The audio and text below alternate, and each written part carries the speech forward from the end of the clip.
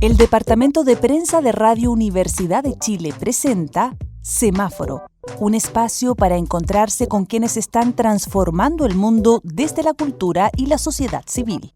Conversaciones sobre ciudadanía, sus expresiones y desafíos, junto a la periodista Antonella Esteves. Dirección Patricio López. Edición Diana Porras. Producción Tania González.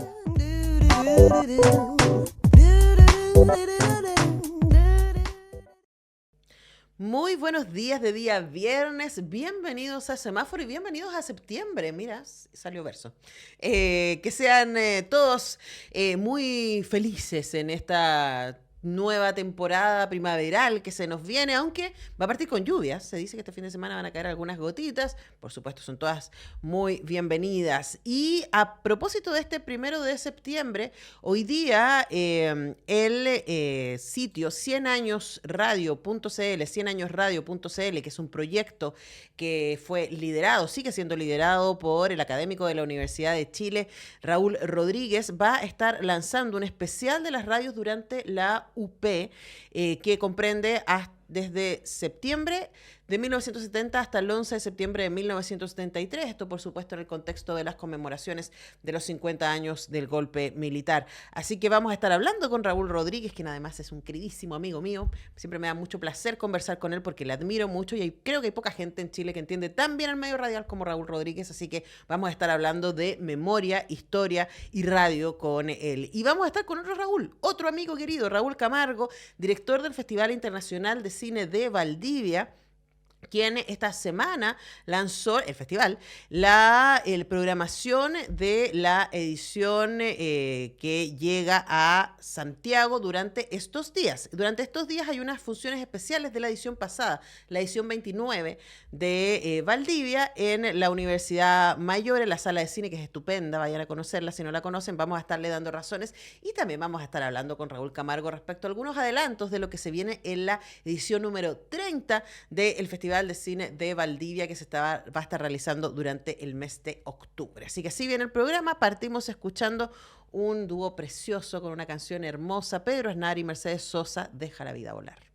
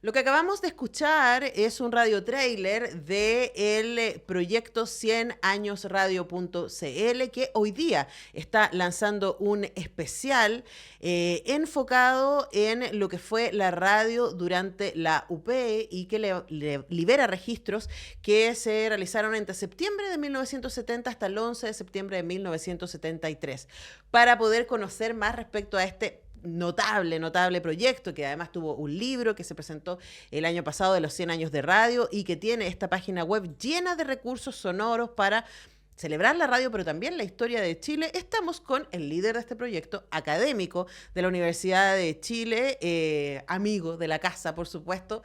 Fue profe de radio de la Tania, hay que decir. Sí, así que te hago responsable, Raúl Rodríguez. Muy De bien, la buena productora que tiene, de la pero buena sí, productora que tiene, ¿no? absolutamente. Yo estaba cantándote loas, Raúl, querido, diciendo que yo de verdad creo, y tú lo sabes, que hay poca gente en nuestro país que entiende mejor el medio radial que tú, porque has hecho todo tipo de radio. O sea, has hecho desde los noticieros, has trabajado productor en grandes radios de nuestro país, también tuviste cargo de la radio Juan Gómez Millas, pero además has hecho mucho documental sonoro, radio experimental, y ahora levantando este proyecto que busca dejar registro, ¿no?, del ejercicio. Y además, nuestro querido Raúl se está doctorando con una investigación sobre radio en España, por eso lo tenemos desde Madrid. Así que primero, ¿cómo te pilla este momento de esta nueva etapa del proyecto 100 años radio?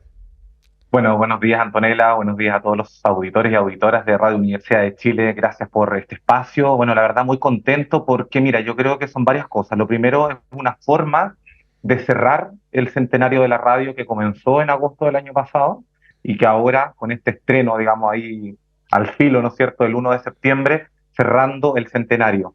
Y un segundo elemento importante también que tiene que ver con poder investigar, catalogar, por otra parte, digitalizar y poner en acceso, que es lo más importante, los archivos sonoros, que son patrimonio de la humanidad.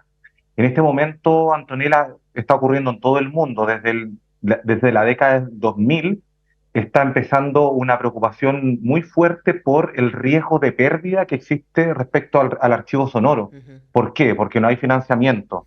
Segundo, ya no tenemos, por ejemplo, si yo tuviera un cassette o incluso tengo un CD, a veces ya no tengo dónde reproducirlo. Dime en este momento, la gente que nos está escuchando, porque hay que hablar de cosas prácticas, Uh-huh. en este momento, ¿quién tiene un computador que pueda reproducir un CD? O un disquete, imagínate. Yo no lo tengo. Y me ha pasado eso de decir, oye, encontré este archivo, está en este CD. Ya no sirve. No lo tengo, no lo tengo. Yo también tengo fotos, audios valiosos que ya no tienen dónde reproducirse. Y si no hay dónde reproducirse, por lo tanto no hay forma de copiarlo.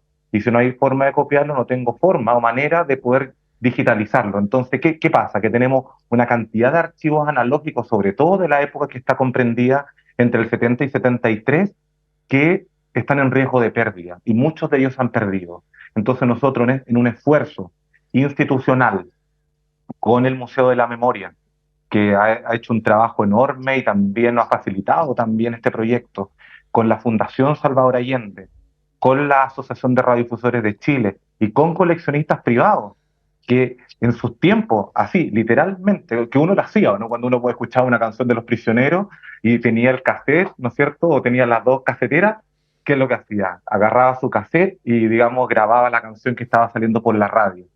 Y algunos coleccionistas privados nos pasaron ese material de esa época, donde dice ahora Radio Corporación, 1973, 22 de junio. Sale la voz del señor y después viene el audio que habían grabado en el cassette. Uh-huh. Entonces, eso nosotros, con este esfuerzo institucional, personal de estas personas, de estos coleccionistas, rescatamos estos audios que corresponden a 62 audios de radio que se transmitieron por la radio. Es muy importante en esa época, tanto de radios que eran afines a la Unidad Popular como opositoras al gobierno del presidente Allende. Ahora, eso es muy importante por muchas razones, ¿no? Uno podría decir, bueno, está el patrimonio sonoro. Hay un ejercicio para quienes amamos la radio y tenemos el privilegio de ejercer ese amor todos los días, ¿cierto? De buscar nuestra propia historia. Pero por otro lado, y yo me imagino que desde España también se ve, Raúl, estamos viviendo un momento de mucho cuestionamiento de verdades que pensábamos que estaban ya instaladas, ¿no? De ciertas verdades históricas que están probadas, ¿cierto? Que son fácticas, y que hoy día parece que la levedad de la posverdad las ha también contaminado. Y una de las cosas interesantes cuando nos encontramos con los archivos es que los archivos son incontestables. Es como decir, esto es lo que se dijo el 23 de marzo de 1971. Aquí está. O sea, es como, no me puede discutir eso porque aquí está el archivo, ¿no? Y poder liberar todos esos archivos y como tú dices, de distintas voces también es tremendamente valioso para la conversación urgente que necesitamos tener en la actualidad. Bueno, Antonella, yo creo que es un tema muy vigente y claro, yo que estoy en España, porque a veces siempre, pese a que vivimos en un mundo global, siempre a veces vivimos muy encapsulados y pensamos que esto está ocurriendo solamente en Chile o en los países cercanos. En este momento, por ejemplo, en España y en gran parte de Europa, las ideas de extrema derecha, las ideas negacionistas están avanzando muy fuerte. Recordemos que tenemos un gobierno, por ejemplo, de extrema derecha en Italia, al lado de España. En España mismo, por ejemplo, estuvo a punto de hacer gobierno digamos, la derecha con la extrema derecha, que niega la violencia machista, que niega violaciones a los derechos humanos.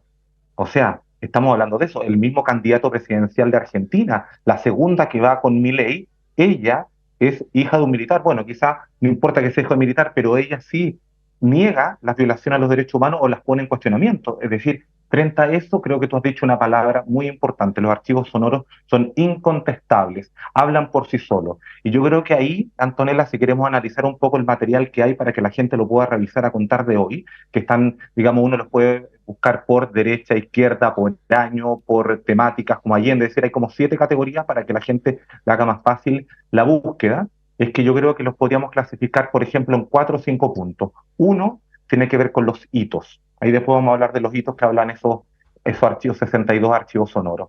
Otro, las temáticas de esos hitos. Tercero, el lenguaje de la época. Es súper importante. Y por otra parte, los discursos. Entonces, yo creo que para mí, que si bien yo soy un amante de la radio, encontrarme con todo este material, sin duda era muy sorprendente escuchar todo esto, hacer esta misma Ujú. clasificación que estoy hablando. Por ejemplo, un hito súper importante, bien interesante, donde empezó a agudizarse sin duda el gobierno de Allende con la oposición, que fue el paro de los camioneros del año de octubre del 72. O sea, ese es un primer hito súper importante donde habla de la polarización que hubo en Chile en ese momento.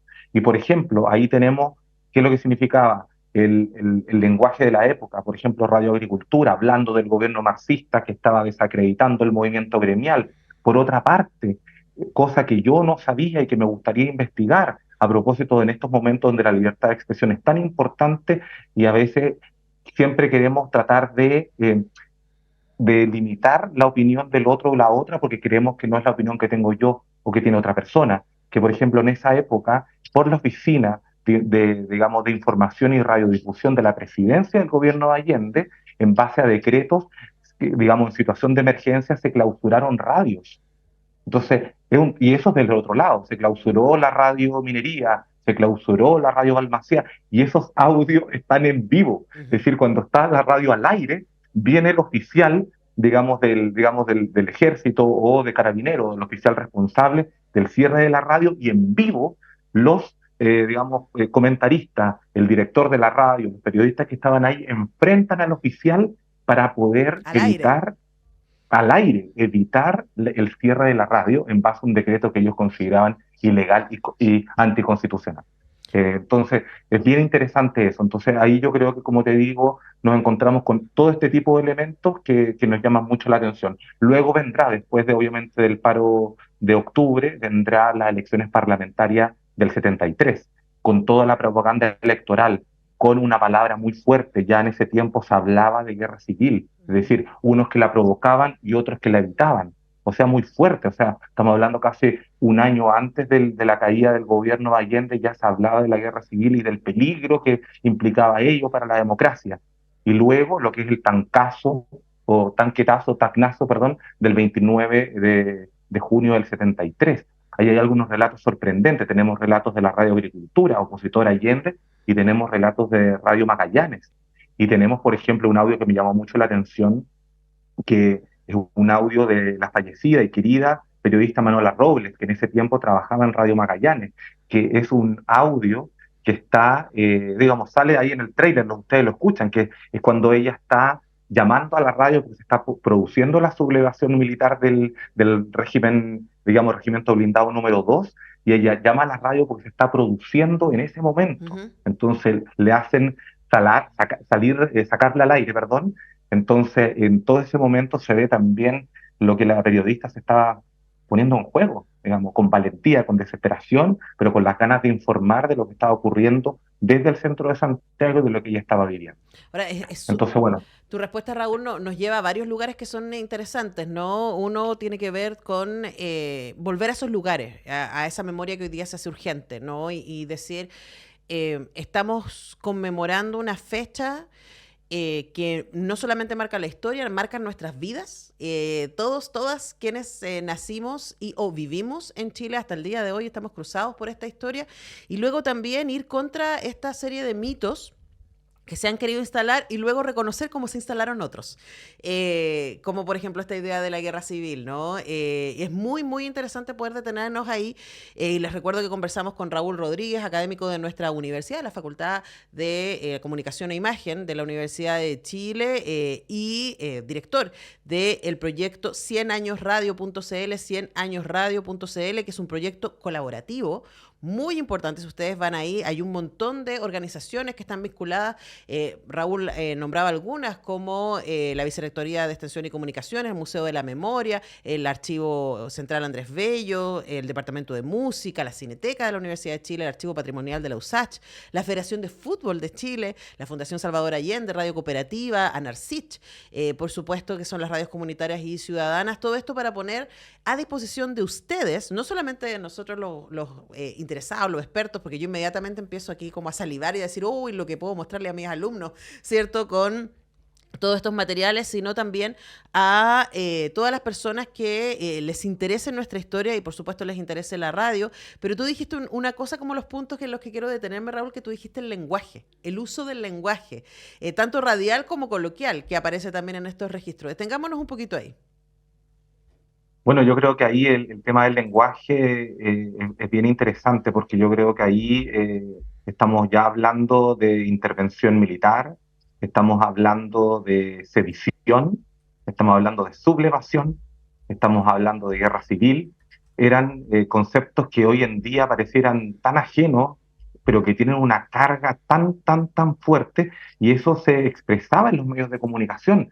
Yo creo que ahí el ejercicio que está haciendo el proyecto es un ejercicio súper importante en el marco de la construcción y reconstrucción de las memorias, que hay que hablar en plural, ¿no es cierto? Y creo que una de las cosas que había estado olvidada o menos, digamos, atendida, sin duda, tiene que ver con las memorias sonoras o la memoria sonora.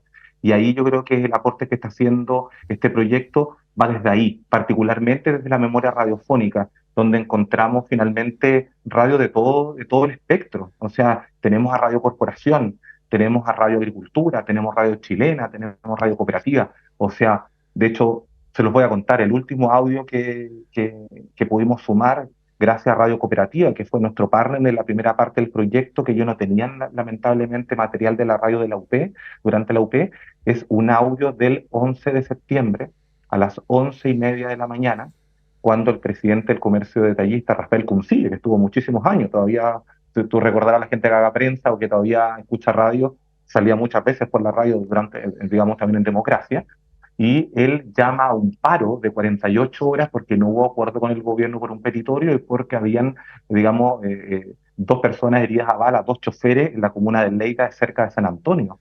Y él cuenta eso, llama, digamos, al paro, digamos, en esta entrevista en cadena, que eran las radios, digamos, opositoras a Allende. Es decir, esta entrevista estaba saliendo por Radio Balmaceda y se sumó Cooperativa, Yungay, Santiago, Nuevo Mundo, etcétera.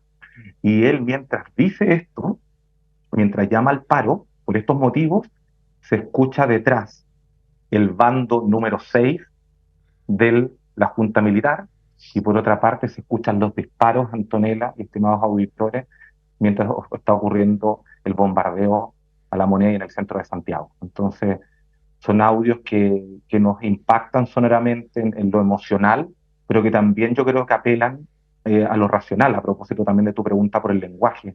Es decir, esto material incontestable, ¿no es cierto?, nos permite revisarnos críticamente y evaluar finalmente el rol que ha tenido la comunicación, que ha tenido la radio y que hemos tenido nosotros como ciudadanos respecto a este hecho, que son los 50 años del golpe de Estado que estamos revisitando ahora con motivo del 11 de septiembre próximo. Claro, y además en un contexto en donde la radio tenía una preeminencia todavía mayor que la que tenemos hoy día, ¿no? Hoy día la radio sigue siendo el medio, según todas las encuestas, más confiable, según las personas, pero en ese tiempo la televisión no tenía el impacto que tenía ahora. No era tan común que las familias chilenas tuvieran un televisor a principios de los años 70, y por lo tanto el medio de comunicación principal para que las personas se informaran era la radio, y lo que tú describes, Raúl, también habla de cómo los medios de comunicación son fundamentales y protagonistas de la construcción de un sentido común, entre comillas, que hace que la gente se sitúe en un lugar político u otro, ¿no? Y esto es tremendamente importante, y por eso también para la dictadura fue tan importante censurar medios, entre ellos muchas radios. Todo eso está en 100añosradio.cl. Y para cerrar la entrevista, Raúl Rodríguez, me encantaría que nos contaras, además de este especial, por si alguien no conoce el proyecto en general, ¿cierto? Que yo decía al principio que incluye un libro que se lanzó a mediados del año pasado, ¿no? Pero que tiene esta plataforma con toda esta información, además de este especial con estos 62 archivos de la radio de la UP. ¿Qué más se puede encontrar en 100añosradio.cl? Bueno, más de 150 archivos sonoros, además de los 62 que corresponden a toda la etapa de la radio en su centenario, de audios que tenemos desde 1912, algunos que nosotros hemos recuperado, digamos, no en su versión original, pero que daban cuenta de los inicios de la radio hasta el discurso presidencial del presidente Alessandri en 1920, pasando por algunos audios de la década del 60, 70 y dictadura. Claro, yo creo que ahí lo interesante, que tiene que ver un poco por la importancia y la urgencia que tenemos de rescatar material sonoro antes de que se pierda, es que, claro, gran parte del proyecto 100añosradio.cl, incluyendo obviamente este especial, está concentrado hoy en día en la década del 60, 70 y 80, digamos, en términos del rescate importante. Ya con la digitalización, a contar del 2000, se hace mucho más fácil acceder a los archivos, pero el material valioso que se está ahí resguardando como material analógico y hoy digitalizado corresponde al 60, 70 y 80. Es decir, podríamos pensar de que hoy día el 100añosradio.cl es un lugar muy interesante para poder mirar lo que yo hoy denomino el quiebre sonoro del año 1973, el 11 de septiembre. Y ese quiebre sonoro tiene tres momentos. Un momento previo al golpe, durante toda la UP, que lo escuchamos a través de estas radios que transmiten y que hacen cobertura, donde la política es un lugar muy importante en sus transmisiones, luego el día del golpe mismo, y de luego durante mayor, digamos, fuerte, la dictadura, donde tenemos audios tan, digamos, significativos, tan fuertes como por ejemplo el caso de Goyao, entre otros. Uh-huh. Bueno, eso está todo lo que tiene que ver con archivos, pero también hay podcasts que se hicieron específicamente para este proyecto, para hablar, ¿cierto?, de lo que ha sido los 100 años de radio. Ahí hay una serie de música hecha por el gran Sergio Cancino, hay una serie de sucesos del siglo XXI, hay otra que tiene que ver con las mujeres en la radio, etcétera. Todo eso en 100añosradio.cl. Y a partir de hoy día estamos aquí con Raúl Rodríguez, director de este proyecto, anunciando, ¿cierto?, este especial que va a estar disponible a partir de hoy de lo que fue la radio durante la UP con estos 62 archivos históricos. Raúl Rodríguez, felicitaciones, de verdad tú sabes que hay profunda admiración por todo tu trabajo, esfuerzo, sé lo difícil que es poder armar todo esto y ponerlo a disposición de los oyentes y las también auditoras contemporáneas para que podamos tener acceso a nuestra memoria sonora, que es tan fundamental. Así que nuestras felicitaciones y un abrazo que te llegue hasta Madrid. Bueno, muchísimas gracias. Acuérdense, archivos históricos, como tú bien dijiste, también archivos que produjimos especialmente para el centenario de la radio, de estos podcasts y vídeos que tienen que ver con la memoria reciente, memoria viva, entre ellas Antonella Esteves también. Sí, así que muchísimas gracias. Aparezco por ahí también. Aparece por ahí. Un abrazo muy grande a toda la Radio Universidad de Chile. Abrazo, querido, y felicitaciones. Y ya lo saben, 100añosradio.cl, 100 años con ñ, 100añosradio.cl, y llegan a esta plataforma con todos estos materiales. Felicitaciones, Raúl, y a todo el equipo. Nosotros vamos rápidamente a la pausa, ya regresamos.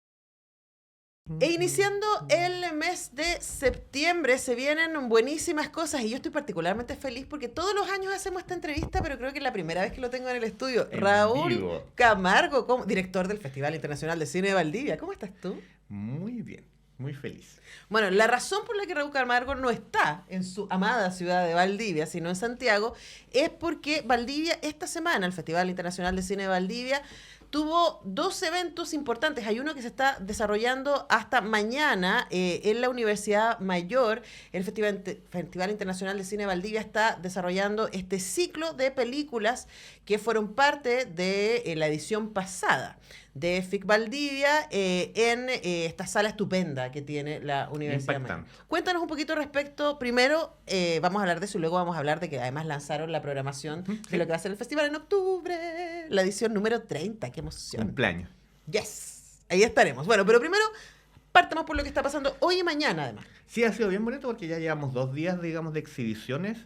Bueno, el martes hicimos un lanzamiento de la programación del festival y tanto el miércoles como el día jueves partimos con 2 películas que fueron parte de la selección oficial. O sea, ya exhibimos, partimos con una película griega, Magnetic Fields, y luego dimos Fairy Tale in 47 km, Self-Portrait, Fairy Tale in 47 km, que es una película muy bonita de Xiang Menqi, una documentalista china. Entonces ya vamos en la mitad del ciclo, ¿no? El día de hoy los dejamos poniendo invitados a las 6:30 a ver la película de Jesse Jalonen, Nobody Beat Your Eyes, y mañana La Ganadora, que es sobre las nubes, la película argentina de María Aparicio. Ha sido bien bonito porque hay que destacar que, primero, la sala es un lujo para la ciudad de Santiago, una sala con una calidad técnica de sonido impresionante, una sala de 200 butacas, muy cómodas, pleno centro de Santiago, digamos, la Universidad Mayor. La sala acá, digamos, ha hecho todos los esfuerzos no solamente para convocar a estudiantes de la propia universidad, sino que al barrio circundante. Entonces hemos tenido 2 funciones muy bonitas y esperamos que esto continúe justamente tanto el día de hoy como el día de mañana. Entonces dejamos invitados a la sala de cine de la Universidad Mayor, que además hay que decir, esa sede es preciosa. Sí, el claustro. El claustro, que está ahí en Portugal con Marín. En Portugal con Marín, así que para que no se pierdan y lleguen esto hoy día y mañana a las 18:30 horas. Exacto, gratis. Absolutamente gratis. Aparte. Van a tener, oye, mañana van a ver además la película ganadora del pasado Festival de Cine de Valdivia, que es la película argentina Sobre las nubes de María Aparicio. Así que 2 de septiembre a las 18:30 horas. Y hoy día Nobody Meet Your Eyes de Jesse Jalonen de Finlandia, una película que dura además 65 minutos. Sí, así que cortito. tranqui, pueden Sí. ir ahí con tranquilidad. Eso es lo que está pasando ahora. Ahora ya. antes de En pasar horitas, claro. a lo siguiente, ¿por qué es importante para ustedes como FIC Valdivia tener me encanta la idea de extensión a Santiago? Sí. Lo que pasa es que, bueno, antes de la pandemia, de hecho, iniciamos esta idea que era escalonable y partimos el año 2019 con Santiago y Valparaíso, y después la idea era mantener Valparaíso, Santiago y irnos al norte y a nuestro sur, digamos, en otras 2 ciudades. Por ende, estamos retomando lo que era este plan inicial, y es importante porque si bien el Festival de Valdivia tiene su cariño, su prestigio, su impronta, no toda la gente puede ir al festival por razones de salud, familiares, económicas, laborales, y dar una selección de lo que se dio un año después nos permite, por una parte, acercar a otros públicos del festival, pero también entusiasmar a los que van a puertas, digamos, de la celebración del nuevo festival, ¿no? Entonces, en ese sentido, nuestro interés es recuperar, digamos, las distintas plazas partiendo este año por Santiago, y ha sido muy bonita la experiencia porque nos acercamos a la Universidad Mayor también porque su director, Guillermo Memo Bravo, va al festival desde el 2002, digamos, va con delegaciones. Quiero en ese sentido también agradecer a todas las escuelas de audiovisual y cine del país que hacen ese esfuerzo por llevar a sus estudiantes a FIC Valdivia, y la respuesta del público ha sido bien positiva, digamos. Entonces, en ese sentido estamos muy contentos porque hacer una muestra en Santiago, primero, la definición de dicha muestra es no hacerla inmediatamente, ¿no? O sea, el que quiere disfrutar, es imposible saber lo que es el festival o sea, solamente yendo uno puede saber lo que es el festival. Entonces, no podemos como establecer un festival en otras ciudades después del propio festival. Entonces, con la distancia del tiempo, con un año, digamos, del evento, nos parece importante esta posibilidad de cierta manera, de una pequeña guindita antes del nuevo ciclo. Y repito, a José Majadero, que nuestro interés es también recuperar las otras ciudades ya a partir del próximo año. Se viene. Pero por ahora la invitación inmediata es hoy y mañana a las 18:30 horas. Hoy y mañana a las 18:30 horas para ver hoy día una película finlandesa llamada Nobody Meets Your Eyes. Y mañana la ganadora, imagínense qué tremendo panorama para el sábado, Sobre las nubes de María Aparicio, que ganó la 29ª edición de Valdivia. Se exhibe mañana a las 18:30 horas. Esto está en Portugal 351, Portugal con Marín, ahí en el claustro de la Universidad Mayor. Ustedes entran, preguntan dónde está la sala de cine. De hecho, se entra por Marín. Está la sala acá. Y es estupenda la sala, sí, hay que decirla. Así que para que no se lo pierdan. Y bueno, el martes se inauguró este ciclo, pero también en este evento se lanzó lo que va a ser las secciones competitivas de la versión número 30 de Valdivia. Y te estaba escuchando cuando dijiste que el Memo Bravo lleva desde el 2002. Yo estoy empezando desde 2005. Yo voy a Valdivia. ¿Viste? Y este año... Hay historia. No, tenemos una historia larga con Valdivia. Cinechile.cl fue lanzado en Valdivia. Y creo que algo va a hacer también ahora. Vamos con una investigación también para presentar ahí, que no les voy a adelantar, lo vamos a hacer después de Valdivia. Me voy a entrevistar a mí misma, no voy a entrevistar a la Alejandra Pinto, que es con quien estamos haciendo esa investigación en cinechile.cl. Y además me encanta porque yo soy como villana invitada del equipo de Valdivia. Sí. Así que desde ya les cuento que desde la semana del 9 de octubre el semáforo va a estar en Valdivia y lo voy a estar haciendo desde allá. En vivo desde allá. Así que debo estar muy bien. Sí. Porque a las 10 de la mañana hay que estar ahí hablando coherencias. Son 30 años de Valdivia. Se transformó no solamente en uno de los festivales más importantes de Chile, sino de la región. Un espacio, como tú dices, en donde las escuelas de cine van ahí en fila, casi como yendo a la Meca, para encontrarse, para ver películas, para generar intercambios. Han salido un montón de coproducciones y de conversaciones y de proyectos a partir de Valdivia. Yo siempre escucho a los realizadores cuando me cuentan, no, estábamos en Valdivia y conocí. Pasó, claro, y tal cual. Y es muy bonito. Entonces, primero, dirigir Valdivia, tú llevas un montón de años como director, pero el número 30, ¿no? Es importante igual. Sí, o sea, igual, la verdad es que dirigir Valdivia, no digamos que es fácil, pero no es un agobio, es bastante feliz, digamos, porque hay un equipo de trabajo muy consolidado. Gran parte del equipo viene trabajando, digamos, desde el 2007. Entonces, si bien post pandemia fue recuperar lo que hacíamos, digamos, y recordar un poco cómo se hace un festival de cine, es un festival que tiene sus tiempos muy claros, sus coordinaciones, digamos, también muy claras, lo que permite ir dosificando, porque parte fundamental de un festival no solamente es buscar las películas, ¿no? Sino que es darle un entorno y un relato a dichas películas en una ciudad que es, digamos, fabulosa, que se va generando también un punto de encuentro con la gente que va a ver dichas películas, gente que a su vez es parte de la historia del festival, vuelve. Entonces, es no solamente la pantalla grande, sino que es todo lo que rodea a una producción que se hace con un año de anticipación.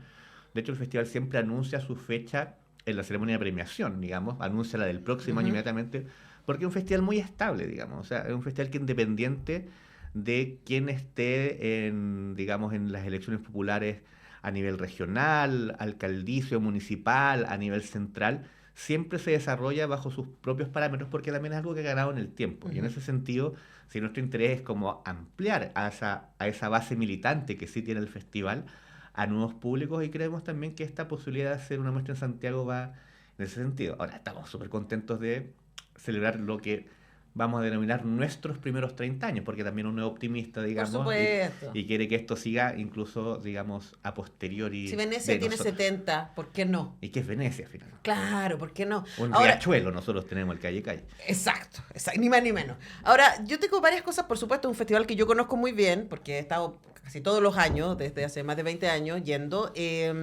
pero además por lo mismo, porque lo conozco muy bien, he podido ir viendo los cambios, ¿no? Y al mismo tiempo que tu liderazgo junto con el equipo fantástico con el que desarrollan Valdivia ha sido capaz de sostener esta idea de que Valdivia es el lugar de peregrinaje para los más cinéfilos, donde van a ver películas que se están haciendo en Asia, que se están haciendo en Europa, que se están haciendo en África, que no entran al circuito comercial, claro, que vienen muy premiadas y que están renovando el lenguaje cinematográfico. Eso Va por un carril, claro. Sigue y va. Yo celebro particularmente, y tú lo sabes, todo el trabajo que se ha hecho para que Valdivia no sea una fiesta externa del mundo cinéfilo, sino que los valdivianos y valdivianas la celebren también. Y hablemos un poquito también de lo que están haciendo en ese sentido también este año. Ustedes trabajan todo el año. Claro, yo creo que ahí es clave el hecho de que el festival lo produce un centro cultural. Y un centro cultural tiene un mandato ciudadano comunitario distinto, que en términos muy concretos implica que nosotros vamos a todas las comunas de la región de Los Ríos, hacemos talleres de capacitaciones a nivel de mediación, tenemos, digamos, actividades de exhibición también en la propia Valdivia durante el año, que van o nos van permitiendo generar algo que fue un diagnóstico que hicimos como equipo y que tiene que ver con que, claro, efectivamente el festival tiene una base de militantes fuertes, ¿no? La cinefilia. Entendiendo la cinefilia como amor al cine en todo caso, no como algo de élite, pero que tenía mucho trecho que crecer en la propia ciudad, digamos. En general los festivales de cine históricamente surgen en enclaves turísticos, digamos, fuera de las grandes capitales, pero con una participación de las personas habitantes de dichos enclaves turísticos más bien menor, ¿no? Más bien, la lógica siempre fue atraer turismo. Valdivia en estos momentos es un festival que tiene prácticamente el público, como se diría, 50-50, ¿no? Como claro. Mitad valdiviano y mitad no valdiviano, digamos. La otra mitad que no es tan feliz como la gente que vive allá. Entonces, en ese sentido... ¿Por qué te fuiste a vivir allá? Yo creo que hemos logrado como un poco generar esa impronta, pero esa impronta se logró gracias a un apoyo institucional que nos permitió justamente tener un trabajo más allá de las voluntades, ¿no? Porque claramente todos quienes trabajamos en cultura está lo que debemos hacer y también el voluntarismo por hacerlo, porque muchas veces entre ese deber ser y el apoyo hay una brecha importante, ¿no? En ese sentido, nosotros sí somos un festival y un centro cultural de los que tienen mayor privilegio de estabilidad, porque no todos los festivales de cine en Chile tienen aquello, ¿no? Y eso también hay que reconocerlo, pero eso también es gracias a que Lucy Berkov se le ocurrió hace 30 años hacer este festival. Claro. No existía, o sea, surge de la nada, y cada persona que ha ido contribuyendo al proyecto lo ha dejado en un sitial más alto y que por ende es una base que permite más bien ir agregándole cosas, manteniendo dicha base. Y en ese sentido también sería muy importante entender que el Festival de Valdivia es parte de un entramado cultural, no solamente cinematográfico, y que sí se requiere un apoyo mucho más fuerte, no solamente a los festivales de cine, sino que a toda manifestación artístico-social, para que esas posibilidades de ver y de vivir la cultura sean efectivamente no por este arrojo de los agentes culturales, sino que también porque tienen un sustento mucho mayor que solamente esa hambre, digamos, de compartir.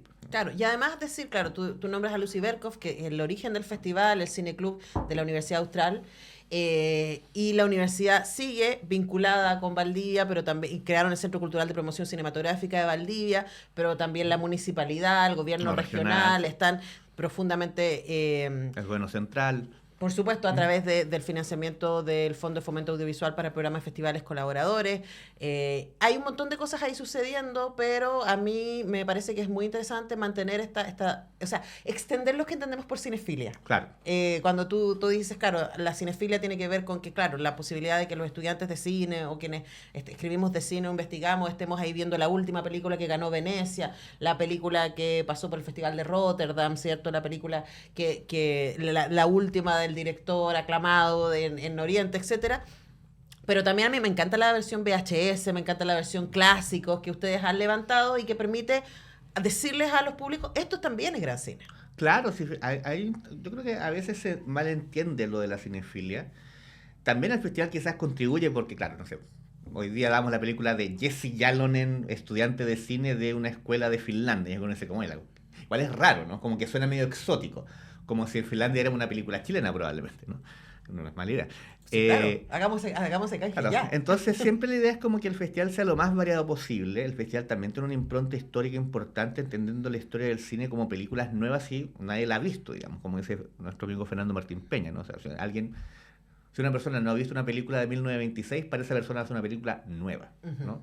Entonces, en ese sentido, tenemos secciones de cine de culto, tenemos secciones en VHS de cine erótico, pero también tenemos películas familiares, tenemos películas indígenas, tenemos películas para públicos con discapacidad sensorial, que permitan acrecentar este sentido de fiesta finalmente. Nosotros creemos firmemente que hay películas para todos los públicos, o espectadores, o audiencias, ¿no? Dependiendo como de... Porque siempre las terminologías se van revisando, ¿no? Pero a mí lo que más me gusta del festival es cuando una persona va a una película supuestamente para ella, por perfil, no sé, la abuelita que iba a ver la de Carlos Gardel, Ujú. y se equivoca de sala. Y entra a la Paraninfo a ver una experimental. Y la ve entera, digamos. Y no entiende nada. ¿Y dónde está Carlitos? Y el tema es que después pregunta y vuelve a ver la experimental. Entonces ahí se va generando cruces que son bien entretenidos, porque a veces también se generan ciertos como paquetes, ¿no? Decir como, ya, para estos públicos vamos a dar estas películas como si los públicos no fuesen variados o si, por ejemplo, el rango etario determinara ciertos contenidos. Por supuesto que a nivel infantil y juvenil así lo es, y así de hecho tenemos competencias para ello, ¿no? Sobre todo también la lógica de las muestras para primera infancia. Pero no necesariamente una persona de 70 años va a querer ver películas como de los años 30, ¿no? Y no necesariamente alguien joven va a querer ver solamente la competencia del largometraje juvenil. Entonces, los cruces creo que se produce la interacción más interesante de los públicos del festival. Y en ese sentido, lo que nosotros más bien prodigamos es generar el abanico, ¿no? Claro. Y el abanico, claro, cada sección tiene un nombre que alude un poco a la idea de la sección, pero lo maravilloso es cuando se cruzan. Ahora, se me va el tiempo. Cuando se pierden, digamos, entre salas. Igual, Raúl, vamos a hacer una entrevista la primera semana de octubre, sin duda. La tradicional online. La digamos. tradicional online, para contar exactamente como Claro, los más en detalles del detallito, claro. festival, Ujú. pero así como el adelanto, ¿no? Porque ya ustedes pueden ver, Sí. si entran a ficvaldivia.cl, si ustedes están pensando tomarse esa semana, pedirla para trabajar. Sus vacaciones también. Claro, yo voy a estar trabajando desde Valdivia, voy a estar Sí, mis trabajando para vacaciones la no se radio, tocan. no se tocan. y para el festival también vamos a Claro. estar acompañando algunas de las funciones con conversatorios después con los directores y directoras. Pero la mejor pregunta que se le puede hacer a un director o directora de festivales, ¿qué es lo que te tiene más emocionado de esta nueva edición? O sea, obviamente no puedo señalar nada de selección oficial de las películas en competencia. Yo creo que hay varios orgullos, digamos, pero uno es el homenaje a Mabel Itzkovich, que es una cineasta argentina, crítica de cine, profesora, que ni siquiera le han hecho una retro en Argentina, que fue pareja de un cineasta muy importante de la generación de los 60, que escribió un libro sobre la generación de los 60 y nos la puso en su libro. Ahí tenéis. O sea, un nivel de invisibilidad.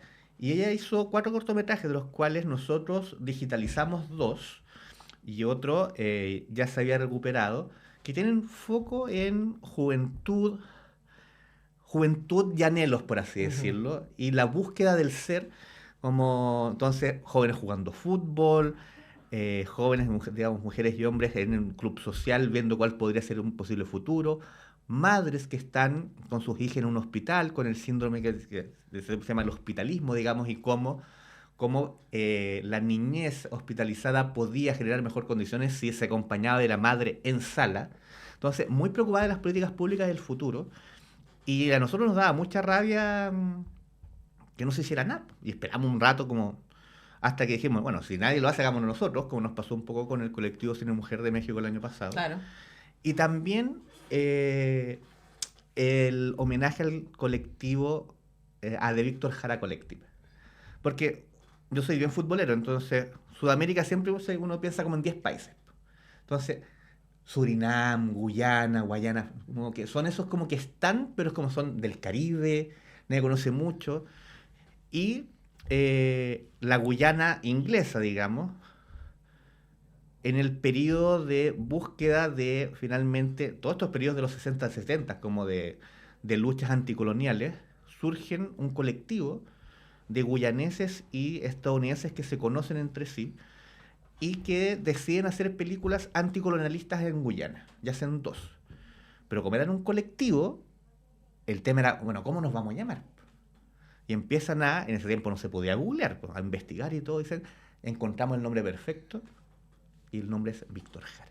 Víctor Jara Collective de Guyana. De Guyana. Me encanta. Y nunca se han dado las películas en Chile, y viene Liwen Jones, que es, digamos, integrante original de el colectivo, era la sonidista y editora de las películas, y viene y las va a dar, y vamos a las películas en celuloide. Excelente. Bueno. Y las, a su vez, esas películas se digitalizaron, mando un gran abrazo ahí, gracias a la Cineteca Nacional de Chile, porque el temor del colectivo era darle el celuloide y si se rompía, ¿qué pasaba? Claro, no ¿qué tenía hacemos? ningún resguardo, ya están digitalizadas gracias Hermoso. a Chile. Bueno, hermoso. Ahí, así se cruza, ¿viste? Víctor Jara dando la vuelta, etcétera. Bueno, ya lo saben, FIC Valdivia se va a estar realizando entre el 9 y el 15 de octubre. Tenemos una invitación para ustedes hoy y mañana acá en Santiago, en la sala de la Universidad Mayor, en la sala K. Una estupenda sala que está ubicada en Portugal 351. Pueden entrar ahí por Marín porque está justo en la esquina a ver la película ganadora del festival pasado, mañana a las 6:30. Y también hay una función hoy día. Y entre el 9 y el 15 vamos a estar en Valdivia acompañándoles desde allá y contándoles todas las novedades. Y vamos a hablar con Raúl la semana previa. Exactamente. Sí que sí. Y por supuesto, bueno, y el festival cierra con el realismo socialista de Valeria Sarmiento y Raúl Ruiz. El sábado en la noche se repite el domingo en la mañana. Así que, bueno, también le estaremos contando de eso. Gracias, Raúl, por venir al estudio. ¡Qué A lujo! ustedes como siempre. Nosotros tenemos que despedir el programa. Mañana volvemos a hacer la República de las Letras. Vamos a estar comentando los zarpazos del Puma. Va a estar interesante eso. Y el lunes a las 10 volvemos con todo el equipo a hacer semáforo. Que estén muy bien. Chao. Chao. Hasta acá el semáforo de hoy. Antonella Esteves y sus invitados les esperan pronto en una nueva edición de este espacio del Departamento de Prensa de Radio Universidad de Chile. Dirección, Patricio López. Edición, Diana Porras. Producción, Tania González.